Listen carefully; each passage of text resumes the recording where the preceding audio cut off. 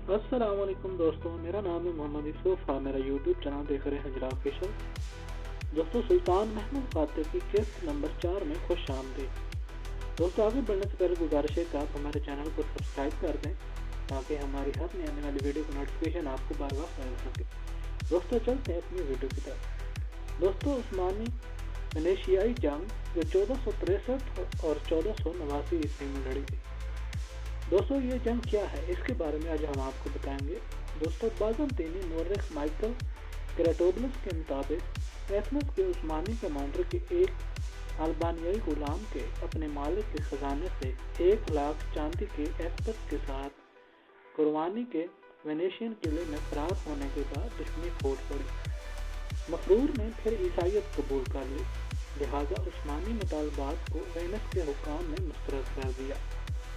दोस्तों, नवंबर 1462 में इसी बहाने के तौर पर इस्तेमाल करते हुए वस्ती यूनान में उस्मानी कमांडर तोरहानोगलू उमर बे ने हमला किया और अहम वेनेशियन किला लिपांटो नेफाक्टोस पर कब्जा करने में तकरीबन कामयाब हो गया।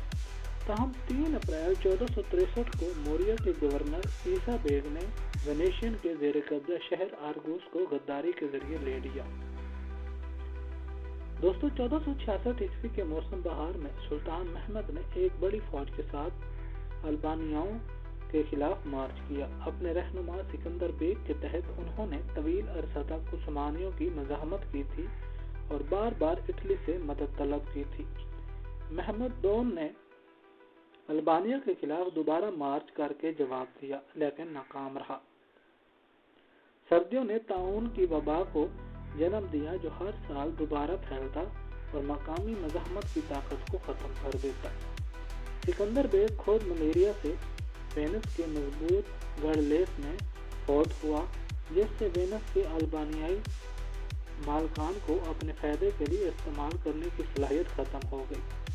और सिकंदर बेग की मौत के बाद वेनस के ज़ेर कंट्रोल शुमाली अल्बानियाई मुहाफ़िज़ दस्तों ने उस्मानियों के ज़ेर मतलूब इलाकों पर कब्जा जारी रखा।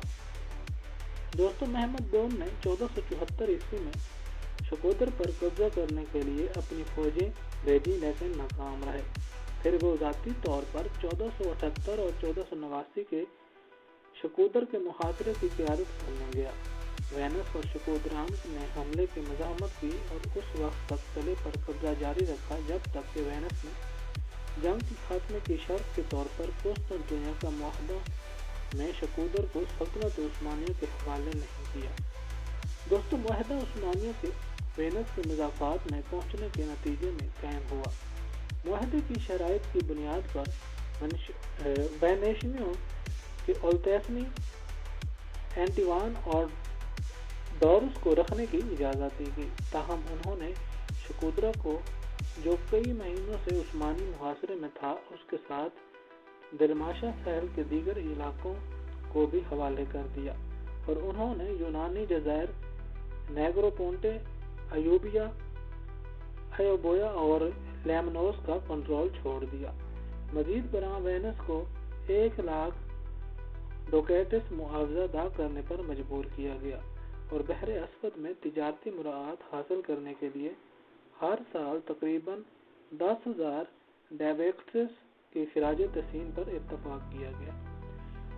दोस्तों, 1464 और 1473 ईस्वी में अनातोलिया की फतहात कैसे हुई। कुरआन वस्ती के दूसरे नसफ में सलाजका रोम के बाद के दौर में अनातोलिया में मुतअद्दिद तुर्कमान रियासतें, जिन्हें इज्तिमाई तौर पर अनातोलियाई बेलेक्स के नाम से जाना जाता है, उभर के सामने आई। कुरमान इब्तदाई तौर पर कुरमान और कोनिया के जदीद सूबों के इर्द गिर्द मरकूज थे, जो अनातोलिया के सबसे अहम ताकतवर इलाके थे। लेकिन 14वीं सदी के आखिर में उस्मानियों ने अनातोलिया के बेशतर हिस्सों पर गलबा हासिल करना शुरू कर दिया, जिससे कुरमान का असर और रसूख और वक़ार कम हो गया। कुरमान के इब्राहिम दोम कुरमान का हुक्मरान था और उसके आखिरी सालों के दौरान उसके बेटों ने तख्त के लिए जद्दोजहद करना शुरू कर दी। उसका ज़ाहिरी वारिस कुरमान अशक था, जो सल्तलीफ के गवर्नर था, लेकिन उसके एक छोटे बेटे पीर अहमद ने खुद को कोनिया में करमान का बादशाह करार दे दिया। इब्राहिम मगरबी इलाकों के एक छोटे से शहर में फरार हो गए, जहाँ 1464 ईस्वी में इनका इंतकाल हुआ। अज़ून हसन की मदद से अशक तख्त नशीन होने में कामयाब हो गया। ताहम उसका दौर हुकूमत मुख्तसर था, क्योंकि पीर अहमद ने सुल्तान महमद सानी से मदद की अपील की। महमद को कुछ ऐसा इलाका पेश किया जिसे अश्क ने देने से इनकार कर दिया। उस्मानी की मदद से पीर अहमद ने दागतजार की जंग में अशक को शिकस्त दी।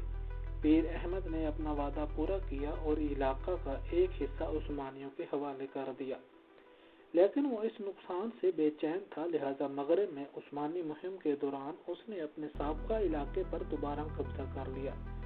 महमद वापस आया और 1466 ईस्वी में कुरमान, लरेंडी और कोनिया दोनों पर कब्जा कर लिया। पीर अहमद बमुश्किल मशरक की तरफ फरार हुए। चंद साल बाद उस्मानी वजीर अहमद कुदक पाशा ने इस इलाके के सही इलाके पर कब्जा कर लिया। पीर अहमद और उसके भाई कासिम अज़ून हसन के इलाके में फरार हो गए। इससे अज़ून हसन की मुदाखलत करने का मौका मिला। 1472 ईस्वी में एक्योनलो की फौज ने अनातोलिया के बेशतर हिस्से पर हमला किया। छापे मारे यही वजह थी कि 1473 ईस्वी में अटलो कबेली की जंग हुई थी, लेकिन फिर महमद ने 1473 ईस्वी में अज़ून हसन के खिलाफ एक कामयाब मुहिम की क़यादत की, जिसके नतीजे में सल्तनत उस्मानिया ने अटल कबेली की जंग में फैसलाकुन फतह हासिल की। इससे पहले कि पीर अहमद ने एक्योनलो की मदद से कुरमान को पकड़ लिया था, ताहम पीर अहमद एक और मुद्दत से लुत्फ़अंदोज़ नहीं हो सके, क्योंकि कुरमान पर कब्जा करने के लिए फौरन बाद एक्योनलो की फौज को बेशहीर के करीब उस्मानियों ने शिकस्त दे दी और पीर अहमद को एक बार फिर फरार होना पड़ा। अगरचा उसने अपनी जदोजहद जारी रखने की कोशिश की, लेकिन उसे मालूम हुआ कि उसके खानदान के अफराद को गेदक अहमद पाशा ने इस्तांबुल मुंतकिल कर दिया था। इसलिए आखिरकार उसने हार मान ली। हौसला शिकने के बाद वो एक्योनलो के इलाका में फरार हो गया, जहां उसने 1474 ईस्वी में वफात पाई। दोस्तों, ये थी हमारी आज की वीडियो। उम्मीद करता हूँ आपको हमारी वीडियो अच्छी लगी होगी। दोस्तों, अगर वीडियो अच्छी लगी है, वीडियो को लाइक कर दें, चैनल को सब्सक्राइब कर दें, ताकि हमारी हर नई आने वाली वीडियो का नोटिफिकेशन आपको हर वक्त मिल सके।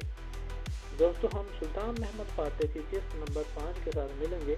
तब तक अपना बहुत सारा ख्याल रखिएगा। अल्लाह हाफ़िज़।